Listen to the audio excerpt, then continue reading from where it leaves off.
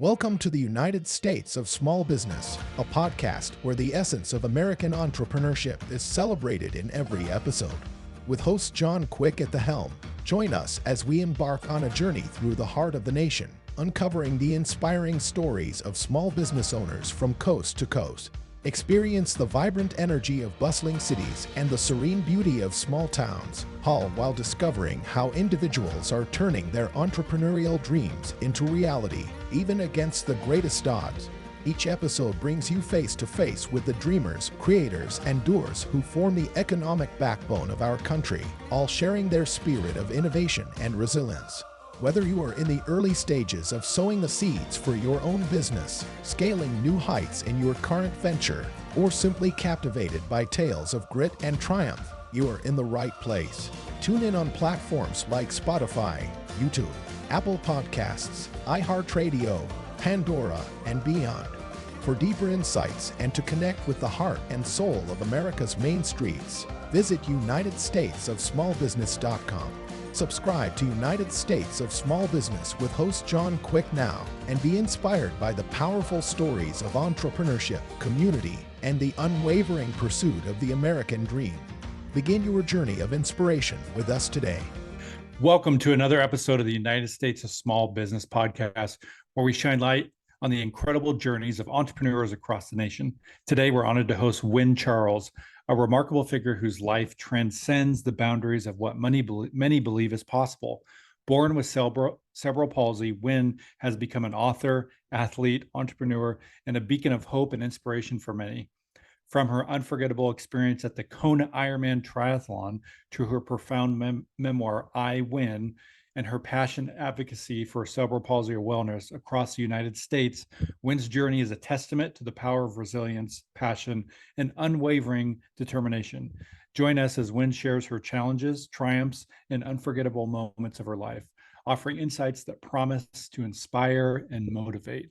So without further ado, Wynn, welcome to the United States of Small Business podcast.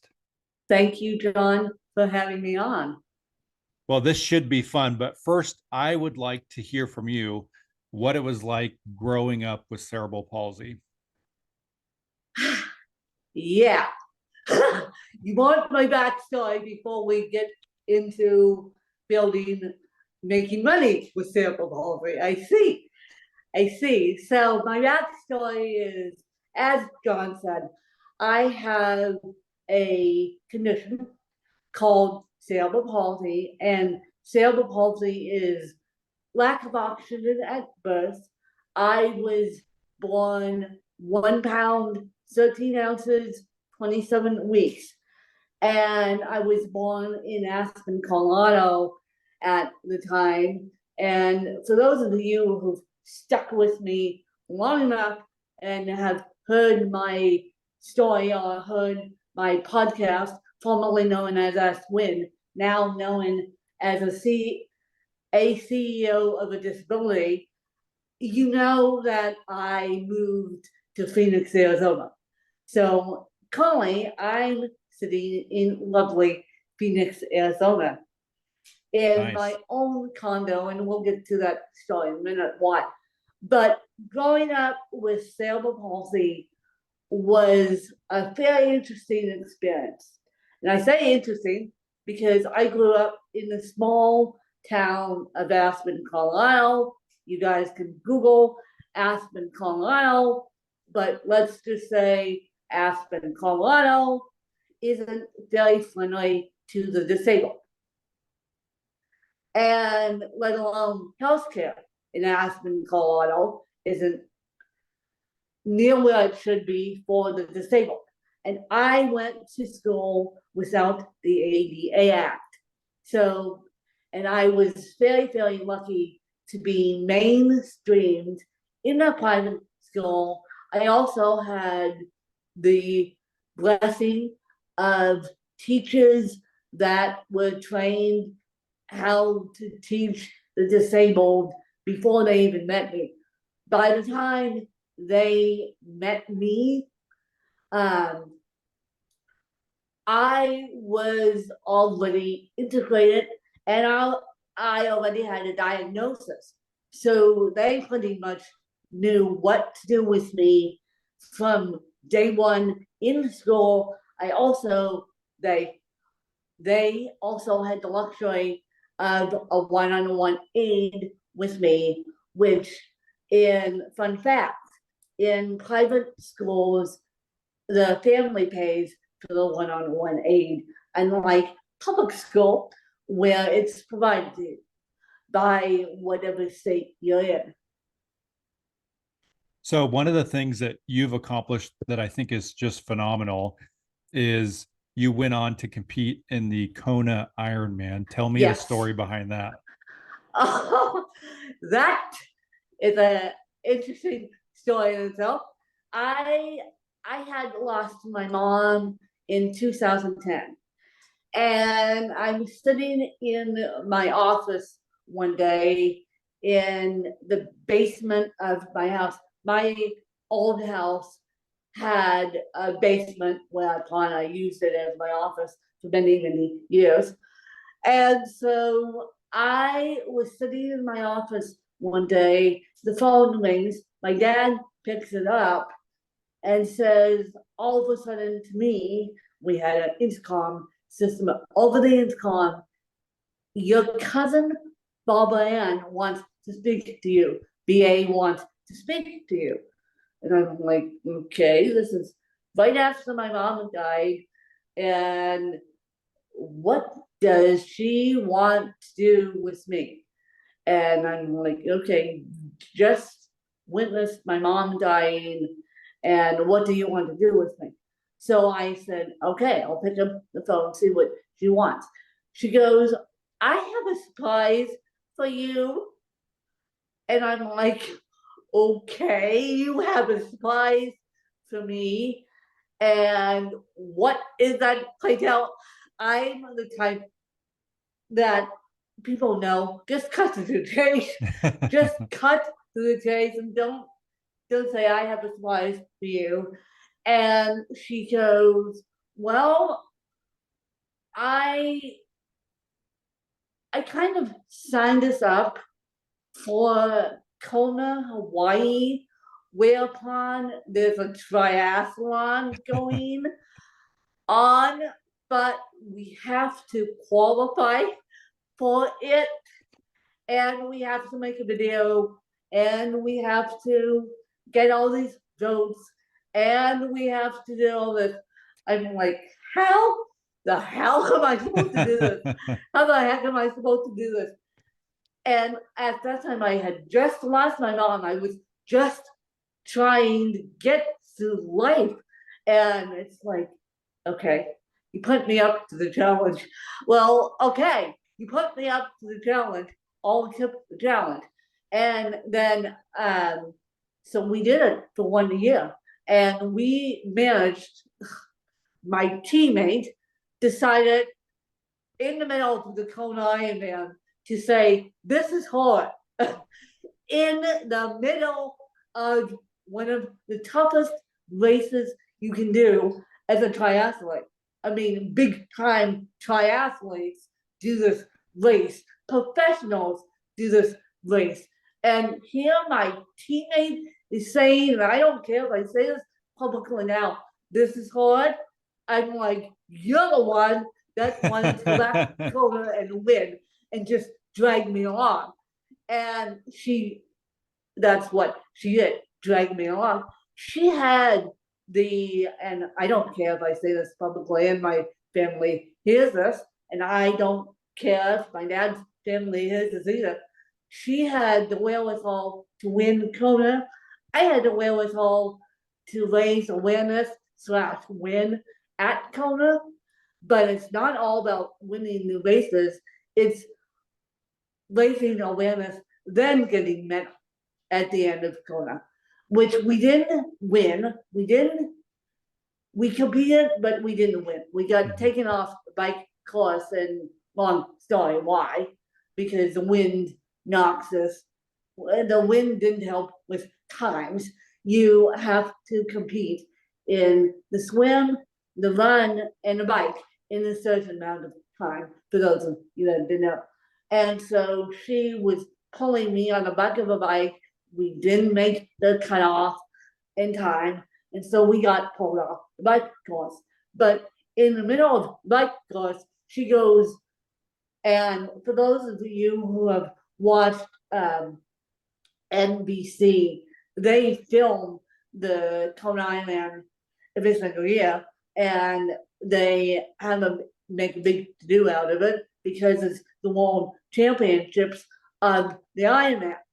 And so in the middle of the Kona Ironman, she says, "This is hard," and she's pulling someone up a hill, and my legs, I'm still very active, and at that time I was training like a man woman, and so just like any triathlete would, and I had my legs almost in a box where I could help pedal the bike. I could not do anything due to the Ironman is very, very picky about how much medical equipment you bring in. Now, if you guys look up Kyle Pace and Brent Pace walk with KPZ out of Atlanta, you'll see their victory at Kona. Now, hence the Kona Triathlon. In the meantime, as I'm competing around the country with my cousin, I meet a triathlete team. They were at the time Care to Try, and now they'll rebranded Be Try for Us. And Be Try for Us invited me back down in this past December to do Crash Daytona Beach.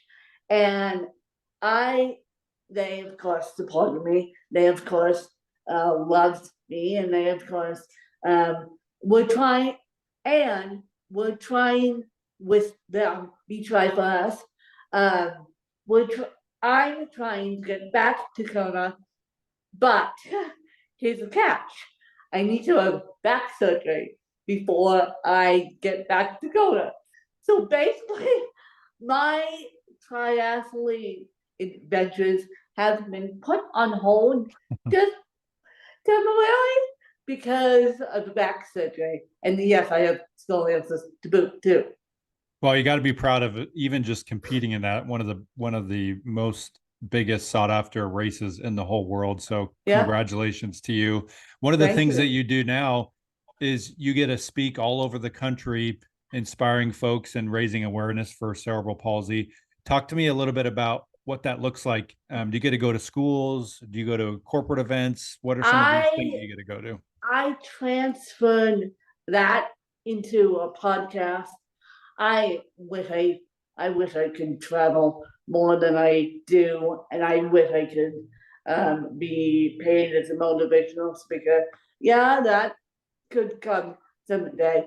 And but I transferred that into a podcast because it's easier to do a podcast than it is traveling nowadays.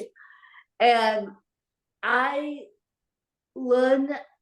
fell in love with podcasting because at the time I was writing a book in 2010, right after my mom died, and I was writing about my legacy. Well, I thought, how the heck am I going to publish this book?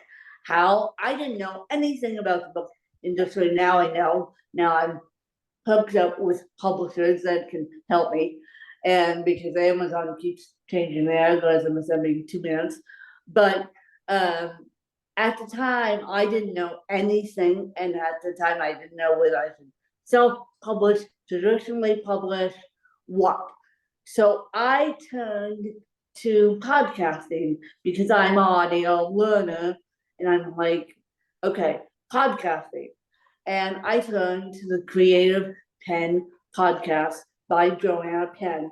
And if you look back on her YouTube or my YouTube, it's primarily on her YouTube, she interviewed me at one point, and at day one of my podcast, I interviewed her.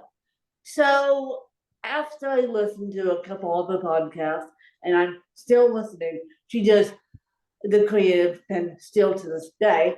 And so I typed in to the little magnifying glass on Apple Podcast, and I made the dang thing jump. I typed in cerebral palsy, and I wanted to see what would come up for cerebral palsy, and nothing came up. There were a bunch of disability related podcasts, but nothing came up. And I said, this is going to be my niche. Number one, I wanted to see what the purple button on my iPhone could do.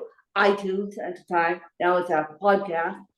Purple is my favorite color. So, of course, the curious kid is curiosity killed the cat. And purple button, I clicked on that purple button, of course, there was nothing in that purple button. And then I typed in writing, and then that led me to Joanna Penn.